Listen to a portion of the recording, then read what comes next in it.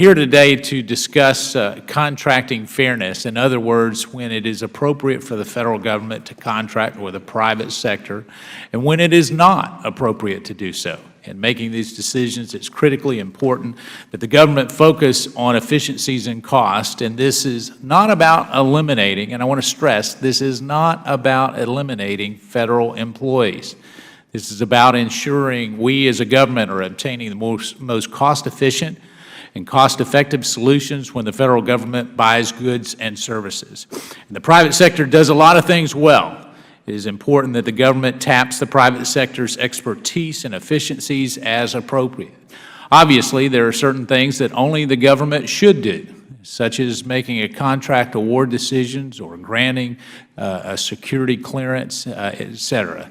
Finding the right balance in promoting public-private competition through the A76 process to gather the data to support valid cost comparisons is the way we realize cost savings for the American taxpayer.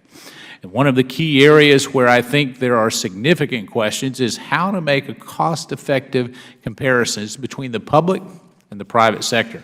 For example, what are the appropriate cost elements needed to develop a valid cost comparison of federal employees and contracting employees? I would welcome the witnesses' input, all of you, on this particular area. And under existing law, the public-private competitions are prohibited, and early in this administration, there was a shift towards decreasing the government's reliance on contractors. Now, that may make sense as long as we're actually saving money. Former Secretary of Defense Gates said in 2010, as we were reducing contractors, we were not seeing the savings that we had hoped for by insourcing. And given where we are today, we're holding this hearing to learn from the past efforts in this area and hopefully to begin anew this discussion in the lead up to a new administration. I want to thank Mr. Duncan for his leadership in this particular area, particularly for his bill, H.R. 2044, the Freedom from Government Competition Act.